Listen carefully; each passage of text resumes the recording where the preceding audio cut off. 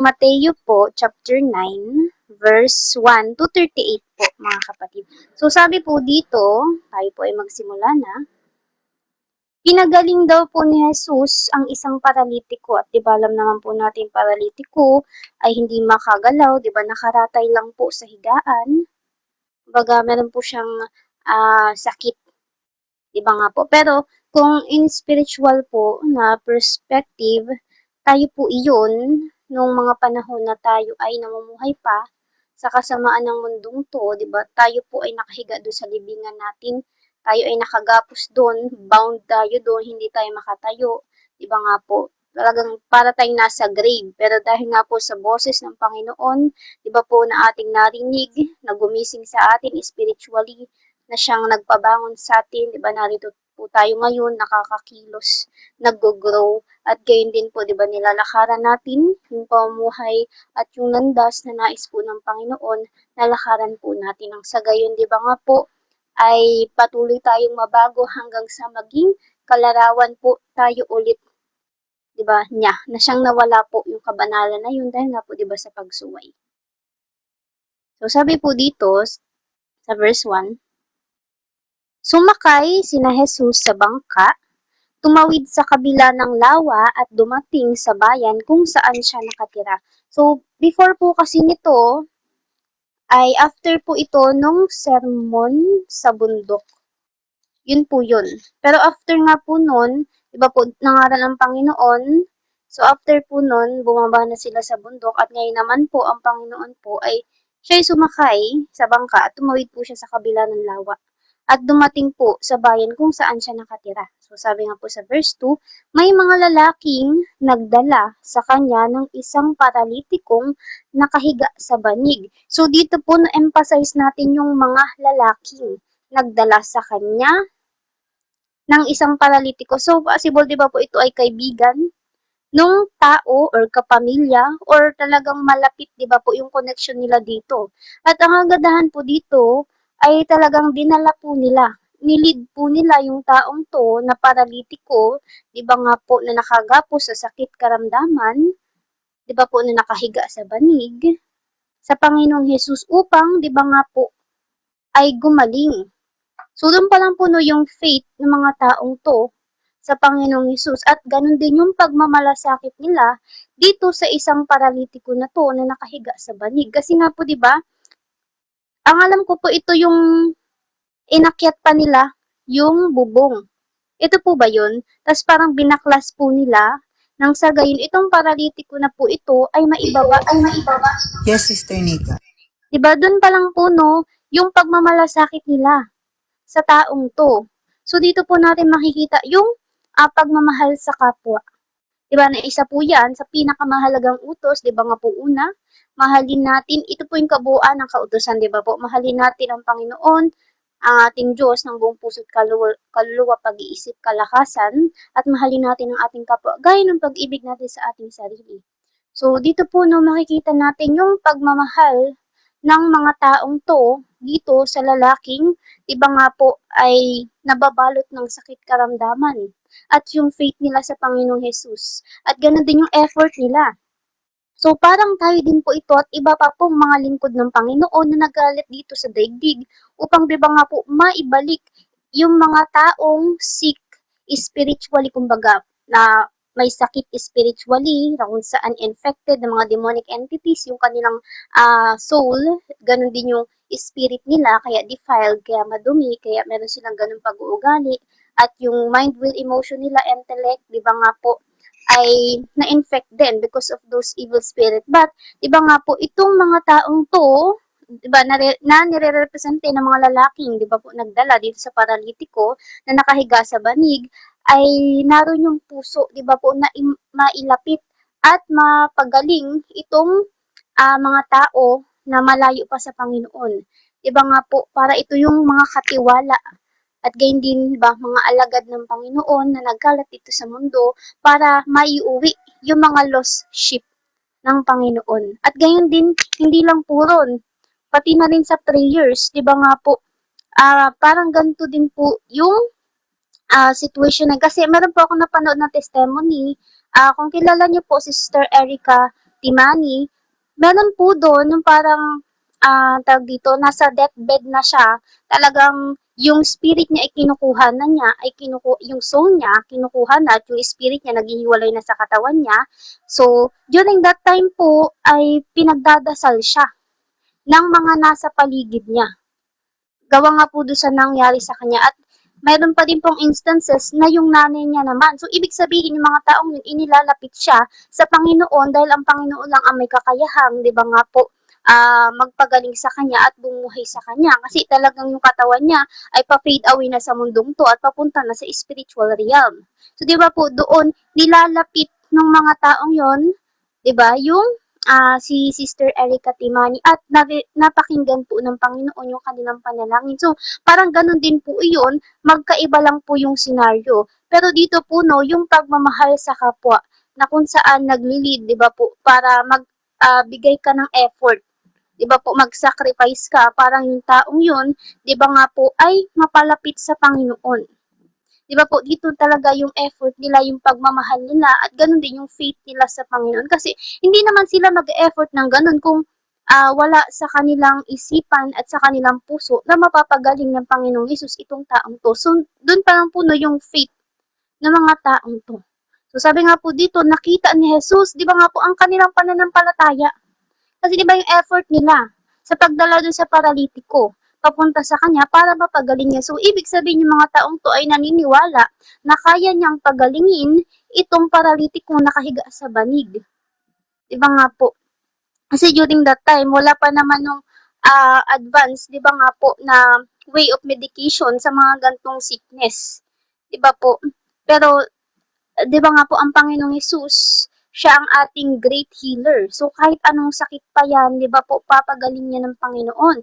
Kasi nga po, di ba, ang reason din ng pagkakasakit ng tao is because sila ay hubad spiritually, kumbaga wala silang protection, kaya naman yung mga demonic entities, kumbaga na open sila in spiritual realm, hindi silang damitan ng righteousness, wala silang covering, di ba po, ng hedge of fire, at gayon din ng presensya ng Panginoon. So, itong mga demonic entities na to na may dala ng sakit karamdaman, di ba nga po, ay in-infect yung taong yun.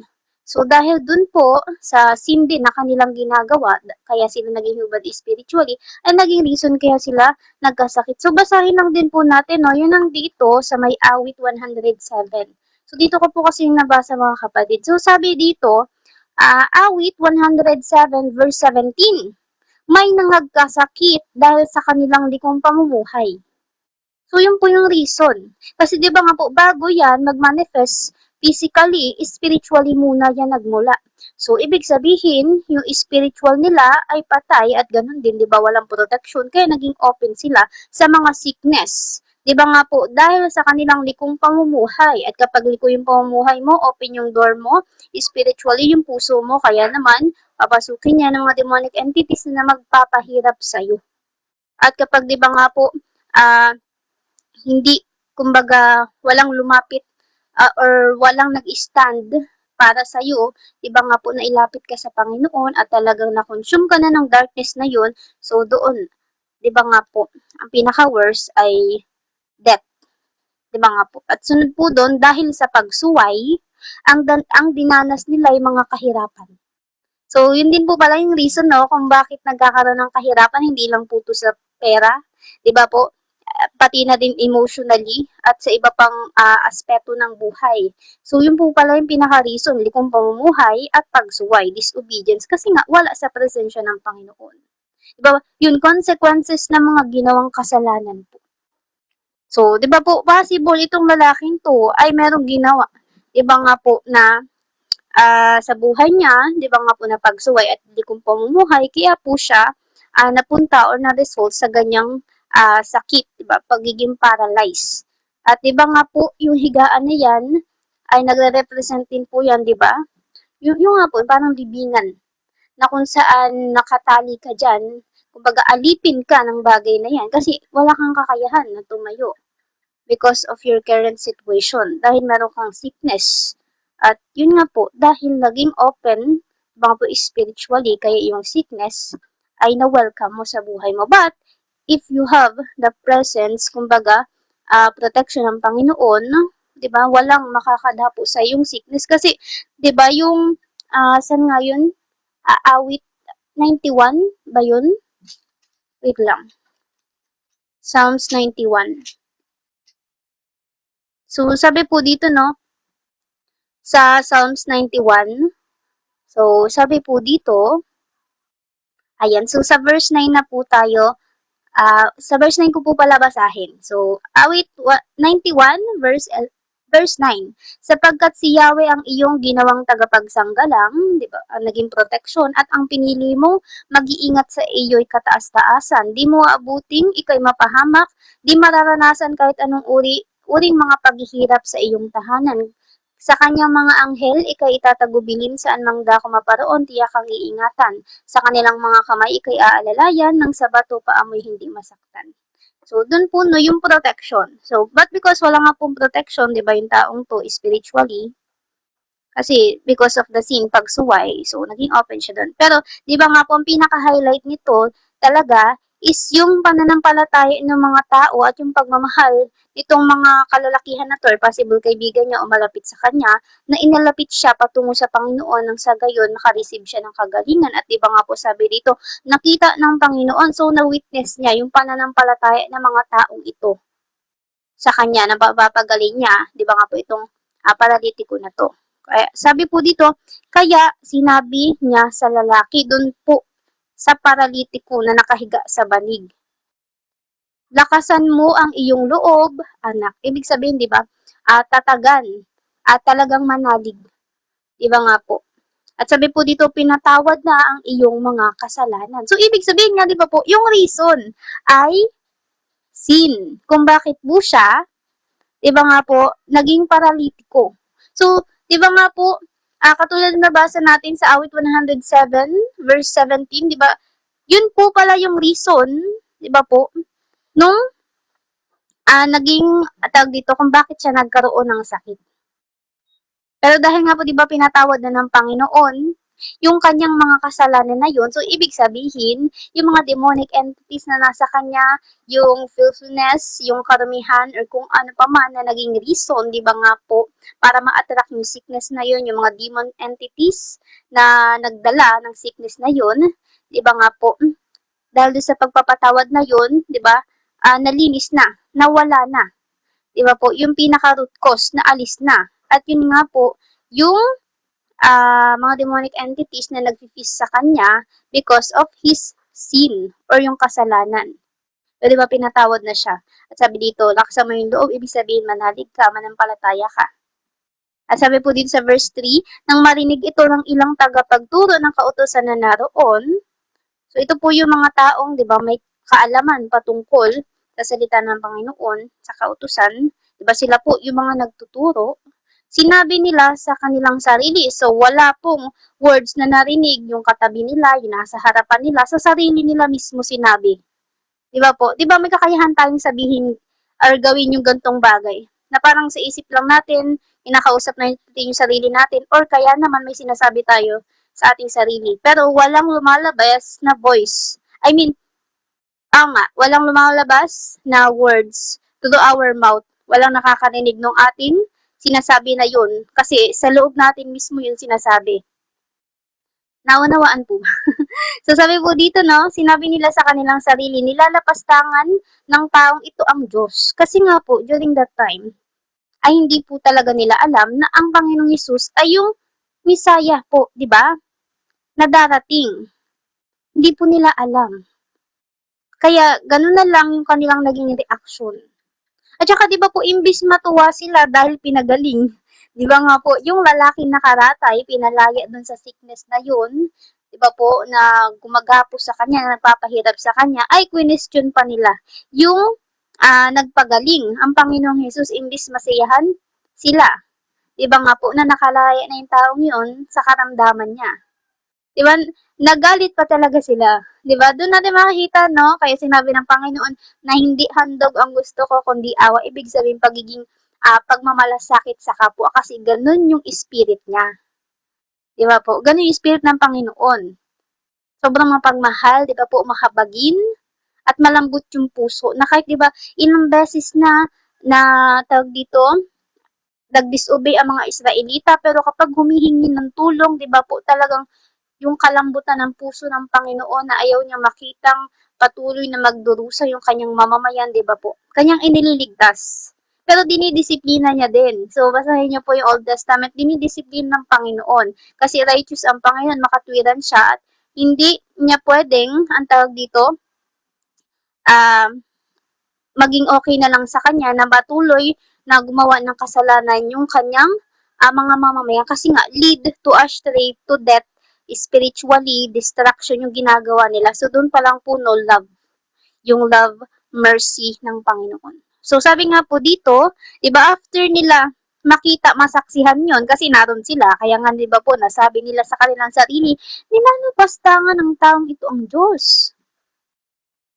So, sabi po dito sa verse 4, ngunit alam ni Jesus ang iniisip nila. Diba nga po, hindi kayang basahin ng cherub, ng angel, or kapwa-tao yung iniisip ng kapwa-tao niya, maliban na lang sa Panginoon. Ang Diyos lang po ang may kakayahan, diba nga po, na bumasa ng iniisip ng tao. So, parang nasa Hebrews po ata to. Wait lang po nandito yan sa Hebrews 4, verse 12.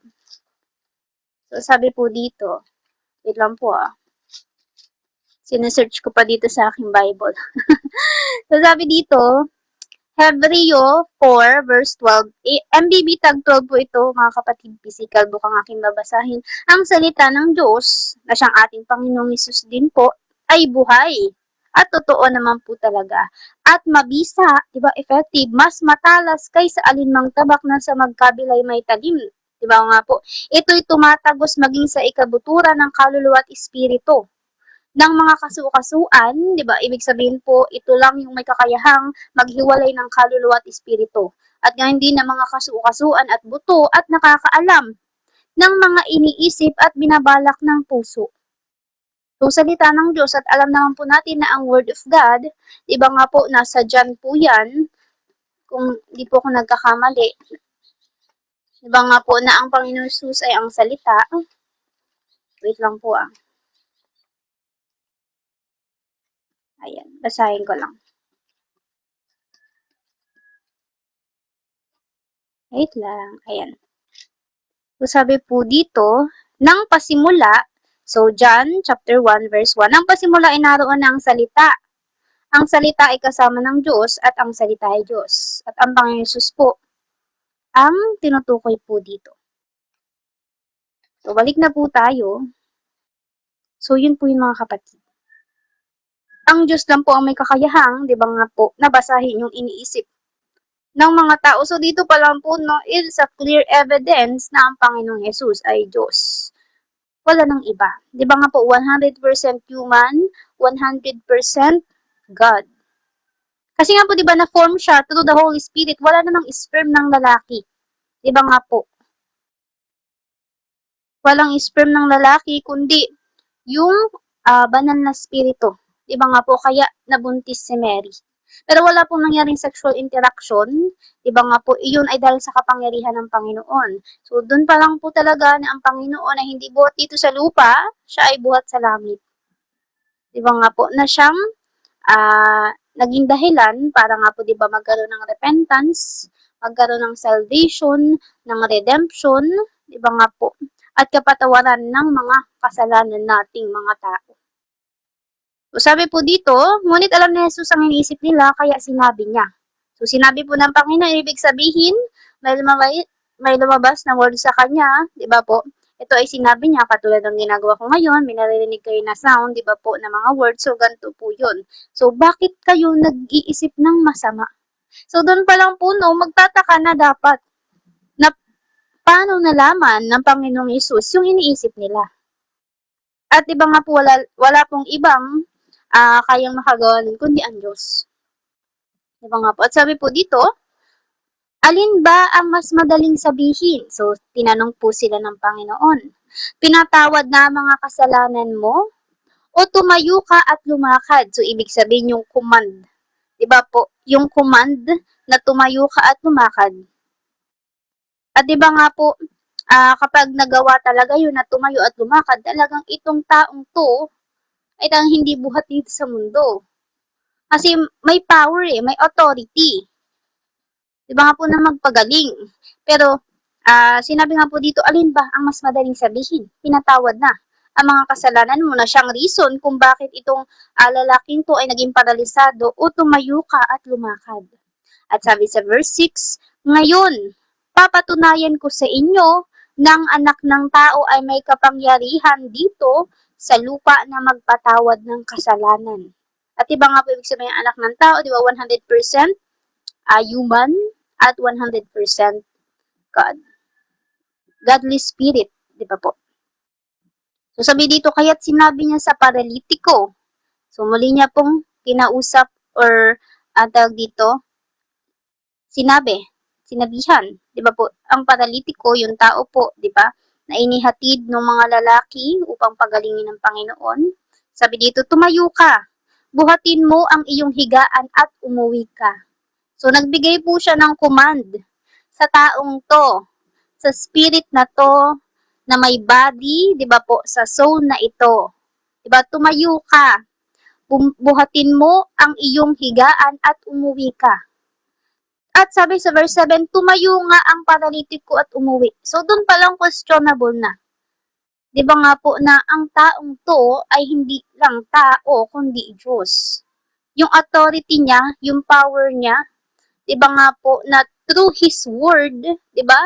Kasi yung word po na lumabas sa kanya ay hindi lang yung dineclare dito sa lupa, kundi sa spiritual realm din po. At di ba nga po, na-receive po yun, di ba, sa spiritual realm. So, yung mga demonic entities na nakatouch sa taong yon na nagiging reason kung bakit siya may sickness, ay nawala. Kaya naman po, di ba, nakatayo itong lalaking to, nawala yung mga sakit karamdaman na bumabalot sa kanya. Kasi kapag may sickness po, lagi may presence dyan ng evil forces. Because ng disobedience at sin. Yun po yung doorway nila. So yun, dito po no, sinabi, tumayo at tumayo nga. At umuwi. So doon palang ka-powerful iba nga po ng salita ng Panginoon.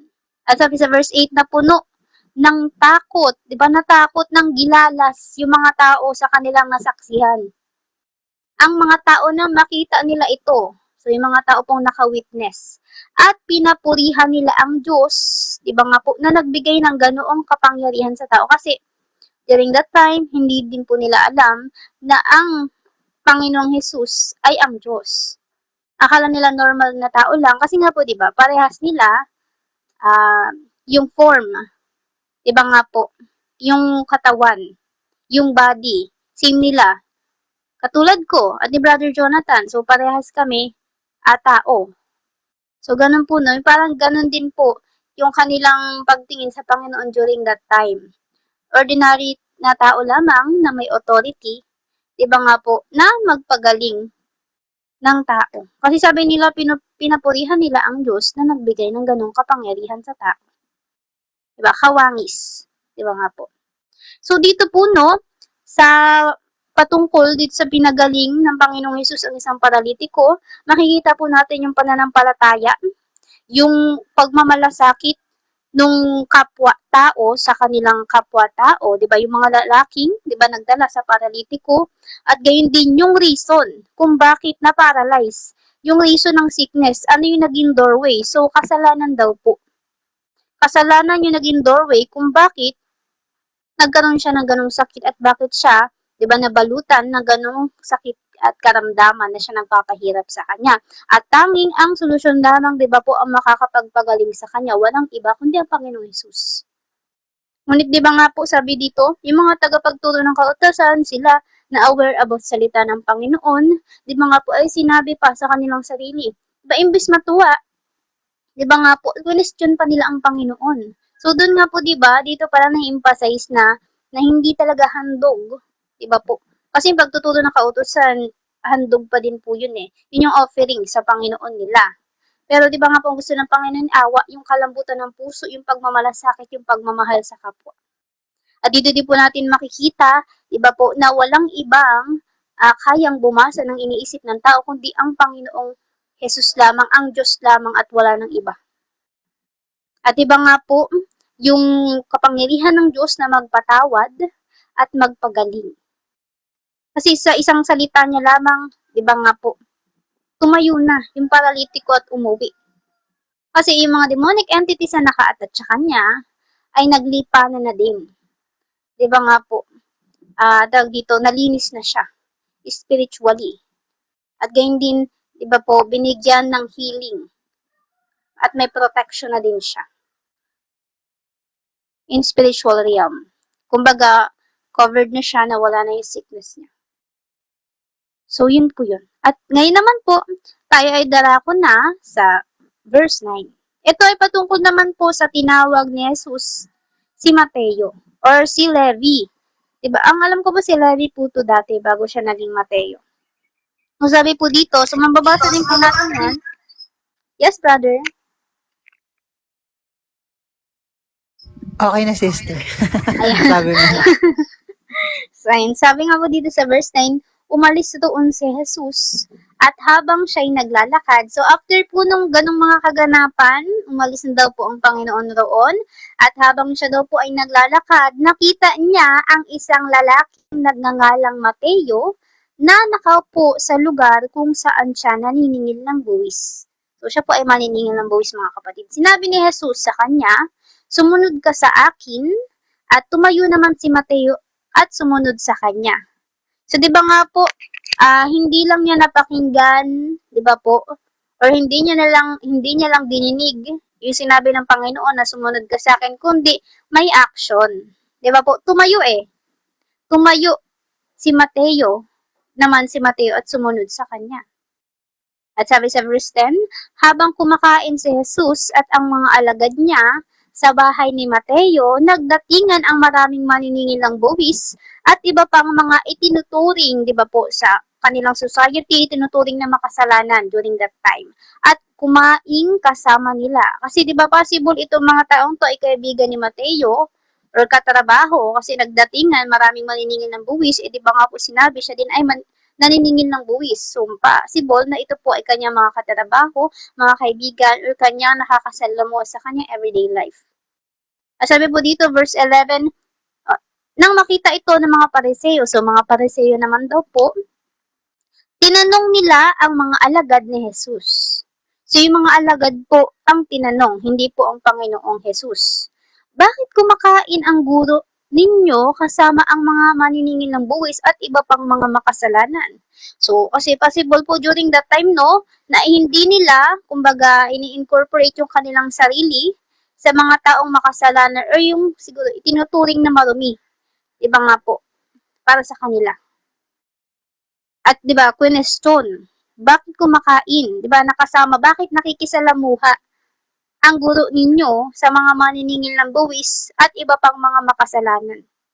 So, sabi sa verse 12, ngunit nang marinig ito ni Jesus, sinabi niya sa kanila, so ang Panginoong Jesus po ang sumagot.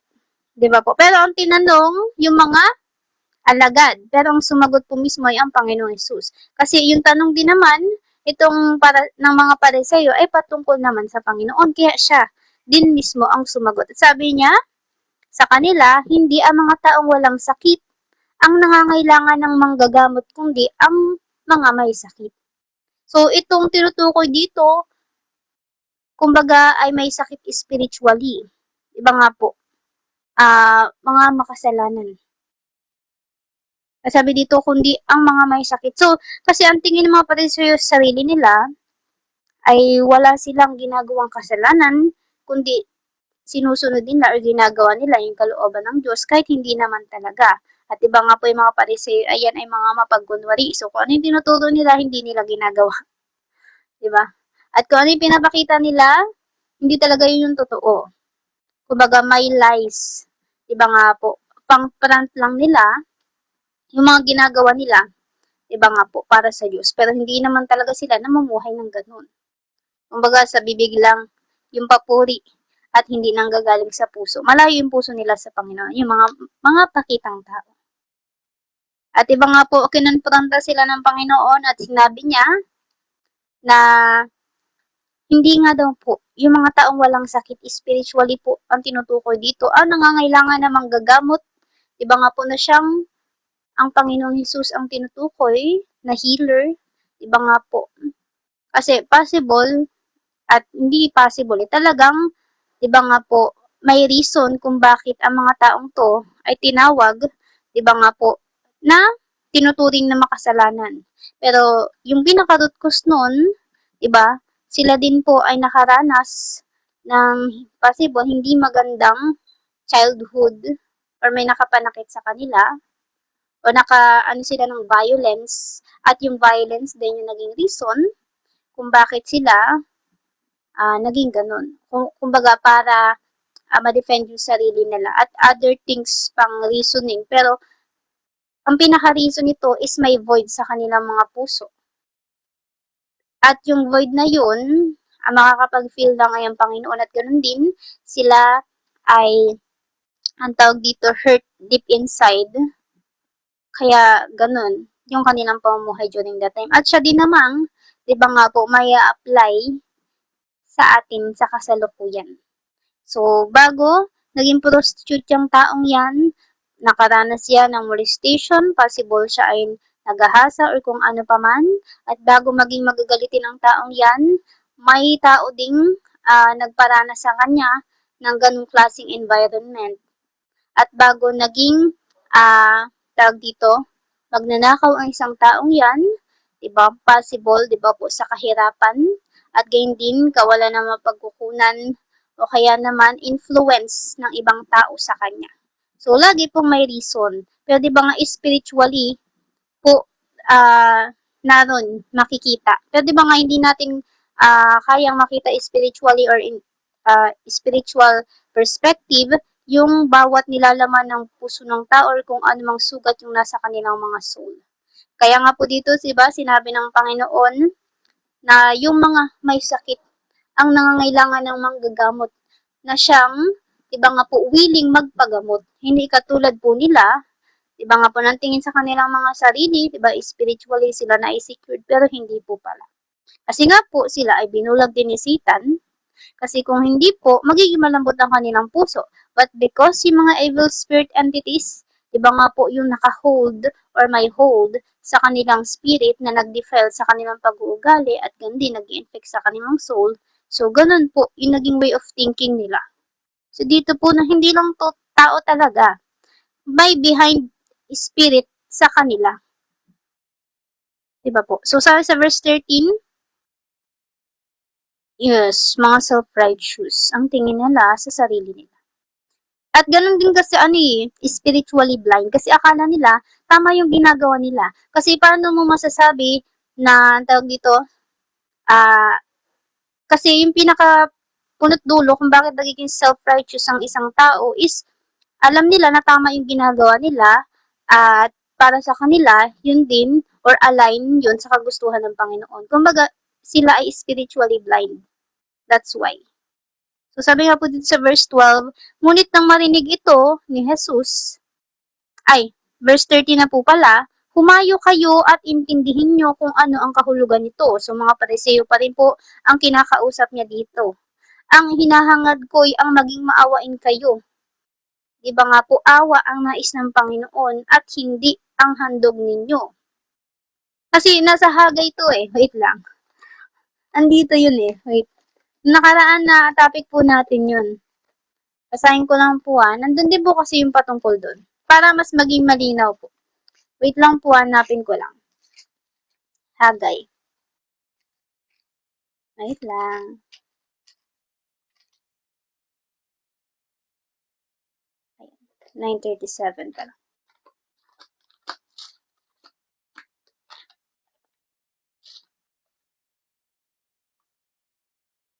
Ito. Andito po yun. Basahin ko po nandito po yun sa Hagay. So, sabi po dito sa Hagay, chapter 2, verse 10, hanggang verse 14. So, sabi po dito, sumangguni ang propeta sa mga pari. So, si propeta Hagay po ito. Inagtanong sa mga pari. At dito, di ba po, mga pariseyo. So, mga pari po yan. Buhat po yan, di ba po? Sa angkan ni Aaron. So sabi po dito, verse 10, noong ika-24, ang bibitag 12 po gagamitin ko, na araw ng ika-9 na buwan ng ika-2 taon ng paghahari ni Dario sa Persia, muling nagpahayag kay Hagay si Yahweh na makapangyarihan sa lahat. Sinabi ni Yahweh sa kanya na itanong sa mga pari kung ano ang pasya ng mga ito ukol sa ganitong usapin. Verse 12, halimbawa may dumampot ng isang piraso ng karneng, itinalaga mula sa handog na inalay sa altar, at ito'y binalot niya sa kanyang damit. Magiging banal din kaya ang mga pagkaing masaling ng kanyang damit, tulad ng tinapay, ulam, alak, langgis ng olibo at iba pang pagkain? Ang sagot daw po ng mga pari ay hindi. So, hindi transferable yung kabanalan nung handog na yun na inalay sa altar dito sa kanyang mga masasaling. Diba? Katulad ng tinapay, ulam, diba po mga physical things, mga tangible. So, hindi daw po. Sa verse 13, muling nagtanong si Hagay, halimbawa ay naging marumi ang isang tao. So, tao naman po. So, una yung handog, ngayon naman tao. Halimbawa daw po naging marumi ang isang tao dahil humipo sa bangkay. Kasi during that time, kapag humipo sa bangkay, ito po kasi ay Old Testament. So, under the law pa po ito, but di ba New Testament, under the grace na po tayo because of our Lord Jesus Christ. So, sabi po dito, ito po kasi itinuturing na marumi kapag nakahipo ka or sila ng bangkay. Nagiging marumi rin ba ang anumang pagkaing masaling niya? At ang sagot po, oo. Ang sagot ng mga pari. Kaugnay nito sinabi ni Hagay, ganito rin daw po ang kalagayan ng mga tao sa bansang ito sa harapan ni Yahweh. So sa paningin ng Panginoon, ganun din daw po ang kalagayan ng mga tao sa kanyang harapan. Pati na ang bunga ng kanilang mga gawain. So ibig sabihin, hindi yung handog ang nagpapalinis sa mga tao, iba nga po, kundi kung ano yung kanilang laman ng kanilang mga puso at kung ano yung kanilang ipinamumuhay. Kasi kahit sila ay maghandog na maghandog, kung patuloy sila sa pagkakasala, sila po ay magiging maroon pa rin sa paningin ng Panginoon. Diba po? At sabi po dito, kaya nga't ang lahat ng handog nila sa altar ay marurumi. Kasi nga po, yung naghandog ay marumi. Diba nga po, sa paningin ng Panginoon. Diba po, spiritually infected by the evil forces. At gayon din, di ba, yung katigasan ng puso, rebellious. So, yun na po yun. So, ngayon, bumalik na po tayo dito. Di ba nga po, maging maawain at hindi daw po, di ba, yung handog. Sapagkat naparito ako, ang Panginoon po, ang sasalita nito, hindi para tawagin ang mga taong matuwid, di ba po, yung ang tingin sa sarili ay hindi na nagkakasala, o kaya naman ay para sa kanila, wala silang ginagawang masama. Diba po? Basahin po natin yan nasa Hosea. Basahin po natin, Brother Joe. Brother Jonathan, pwedeng kayo na lang po magbasa kung ano. Andiyan po ba? Ako na lang, Sister Nika. Ayan. Sige, Brother D. Wait lang. Sa English ko na lang siya babasahin. Go. Hosea 6. Wait lang po, hanapin ko lang. Hosea.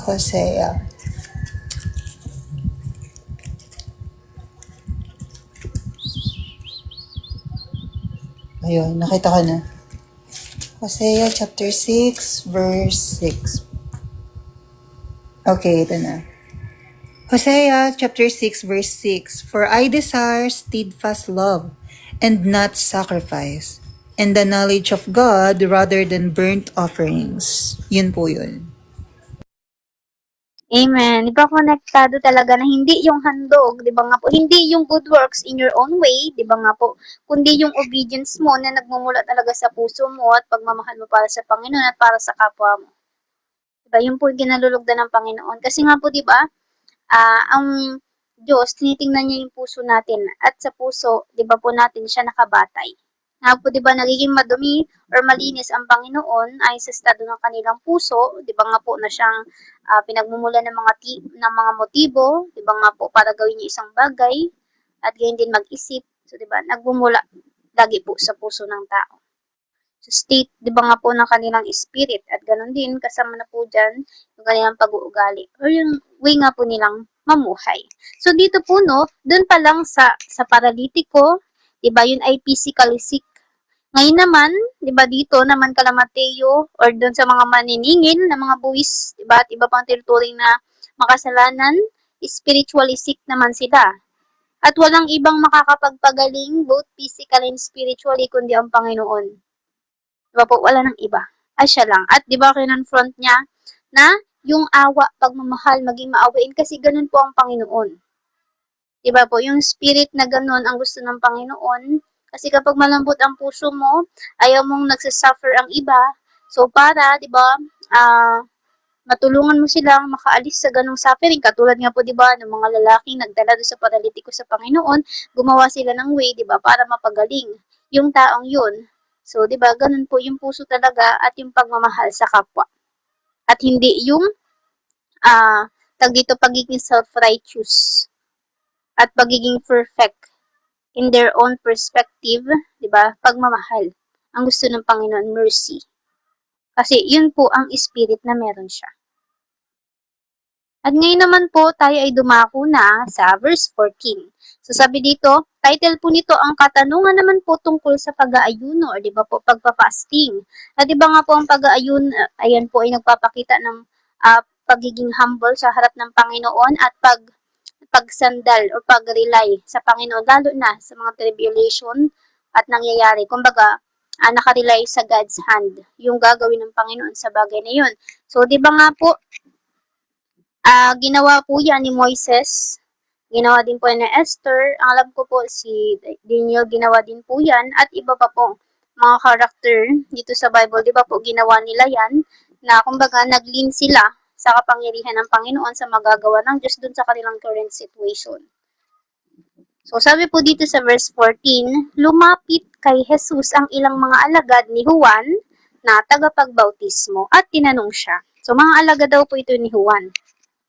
Kami at ang mga Pariseyo ay madalas mag-ayuno, kumbaga mag-fasting. At diba nga po yung pag-fasting, pagpapakita nga po ng pagdadalamhati rin. Ngunit bakit hindi nag-aayuno ang mga alagad nyo? So tinanong po nila ang Panginoon patungkol sa bagay na yon. At sumagot po si Jesus, nagluluksa ba ang mga panauhin sa kasal habang kasama pa nila ang lalaking ikakasal? Syempre hindi. Kasi na po, di ba, yung presence, di ba po, nung lalaking ikakasal ay naroon pa. Kasama pa nila. Bakit ka magluluksa kung kasama mo pa?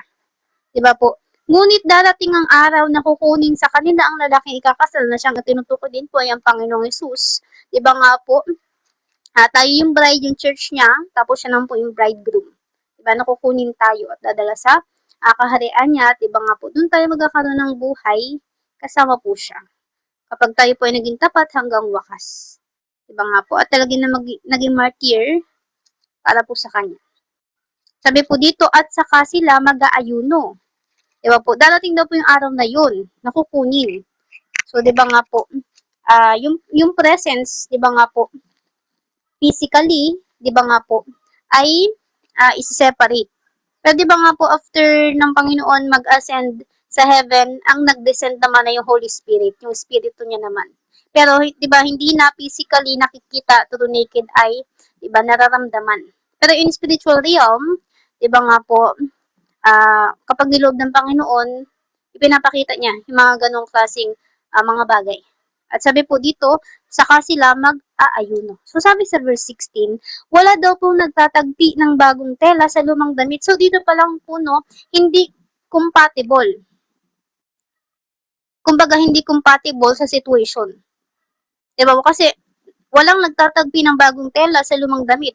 So, yung bago, lumang tela, di ba, magkaiba sila ng quality. So, hindi sila compatible kung pagsasamahin mo. Kasi sabi dito, dahil may hila ng bagong tela ang damit at lalo pang lalaki ang punit. So, hindi compatible. So, parang sinasabi ng Panginoon dito na hindi compatible, di ba po, or hindi pa napapanahon na yung mga alagad niya ay mag-ayuno dahil kasama pa nila ang Panginoon. At di ba nga po, saka lang mag-aayuno, di ba nga po, kapag physically, di ba po, ay hindi na nila nakakasama. Kasi di ba po, ang fasting, yan po yung way para humingi ng guidance, di ba nga po, mag-lean sa kapangyarihan ng Panginoon, at gayon din po, kausapin ng Diyos at pahinain, di ba po, yung flesh at palakasin yung spirit. Pero yan po ay patungkol sa, connection mo sa Panginoon. Na siya, di ba nga po ginagawa natin ngayon at ng ilan at ng mga tao na nagpa-fasting through a specific ministry na kanilang gagawin. So sabi po dito sa verse 17, wala ring naglalagay ng bagong alak sa lumang nagsisidlang balat. Di ba po? So hindi rin compatible. Di ba po yung bagong alak sa lumang sisidlang balat. Dahil puputok ang sisidlan at matatapon ng alak. Kasi hindi sila compatible sa isa't isa. At ang sisidlan ay hindi na mapapakinabangan pa. Di ba nga po sa halip daw, inilalagay ang bagong alak sa bagong sisidlang balat. So compatible silang dalawa. At pareho silang magtatagal. So ang kasagutan dito ng Panginoon na hindi pa, di ba, during that time, hindi pa napapanahon na yung mga alagad niya ay mag-ayuno dahil kasama pa ng mga alagad niya siya. Di ba po, physically. So, yun po yun. At ngayon naman po, dumako na tayo sa verse 18. Ang title naman po nito, ang anak ng namumuno at ang babaeng dinudugo. So, patungkol din po ito sa pananampalataya, mga kapatid. So, sabi sa verse 18, habang sinasabi niya ang mga ito, so habang sinasabi daw po ng Panginoon, iyon, yung nabasa natin kanina, lumuhod ay dumating daw po ang isang namumuno sa sinagoga or simbahan. Lumuhod ito sa kanyang harapan, nagpakumbaba, di ba po? At sinabi, nagpakumbaba at nakiusap po, di ba? Ito pong namumuno sa sinagoga. Kamamatay lang po ng anak ng babae. Ngunit kung pupuntahan niyo siya at ipapatong ang inyong kamay sa kanya, siya ay mabubuhay. Yung faith, di ba po, yung faith ng taong to sa Panginoon, na meron siyang assurance na kapag pinatong ng Panginoon yung kamay niya sa anak niya, di ba po, anak nito isang mabubuhay. So, di ba po, yung faith nitong taong to sa Panginoon. At di ba katulad lang din po to na parang siya yung nag-stand para sa anak niya. Siya yung parang naging representative, siya yung kumbaga naglapit sa Panginoon, di ba nga po, at ini-address yung kanyang kahilingan para dun sa kanyang anak at hindi sa kanyang sarili. Diba na siya din nating ginagawa, tayo nagiging intercessor sa ating pamilya, sa ating kapwa, sa iba pang mga tao. Diba nga po, nilalapit natin sila sa pamamagitan ng panalangin, pero hindi natin ina-address sa atin, kundi sa kanila natin ina-address yung panalangin na yun. Ngunit tayo, yung nananalangin nakikiusap sa Panginoon. Pero diba nga po, ina-address natin, kunwari, purok 5, diba? Kumbaga, dito sa barangay Larap, taga-barangay Larap po kasi, diba, yung ganun. Diba katulad din po niyan, kay Centurion Faith. Diba po, faith like a child. Ayun, diba, tayo lang nagiging daan. Diba po, tayo nagiging intercessor. So, ito po, parang intercessor siya dito. Pero hindi through prayer, kasi during that time, physically nandito pa ang Panginoon, kundi lumapit siya mismo sa Diyos. Pero ngayon, diba po, ginawa natin through prayers na. Malapit tayo sa Panginoon sa pamagitan ng panalangin, di ba? Possible, nagpa-fasting pa. Di ba nga po, dahil yun yung gusto nating, ang tawag dito, yung inilalapit natin sa Panginoon, kaya nagbibigay tayo ng sacrifice. Di ba? Sinasacrifice natin na huwag kumain, at yung tawag dito, yung flesh natin, kundi pala kasi yung spirit. So, dito po, no, lumapit siya, lumuhod siya, nagpakumbaba siya, inilapit niya yung anak niya, di ba nga po, nakamamatay lang. At di ba nandun yung faith niya na mabubuhay yung batang to sa pamamagitan ng pagpatong ng kamay ng Panginoong Yesus sa anak niya, yung faith. Di ba nga po, sure siya, may assurance, talagang sigurado. Di ba nga po, kasi lumuhod siya nakiusap, at yung faith niya sa Panginoon. At sabi sa verse 19, kaya tumayo si Jesus at sumama sa kanya, pati na rin ang mga alagad niya. At sabi naman sa verse 20, habang papunta daw po sila, so on the way daw po ang Panginoong Hesus, yung mga alagad niya, di ba, kasama itong isang namumuno sa sinagoga, papunta nga po doon sa kanyang anak, di ba po, na patay. So, habang papunta daw po sila, may isang babae roon, amen po dahil sa faith, may isang babae daw roon na 12 taon, so 12 years, so, di ba nga po, kung iisipin natin, i-visualize natin, sobrang hirap sa araw-araw, kada buwan, kada taon yung dinaranas ng babaeng ito. na dinudugo. So, nakakapanghina po yun, no? Na yung blood mo ay patuloy na umaawas. At diba ito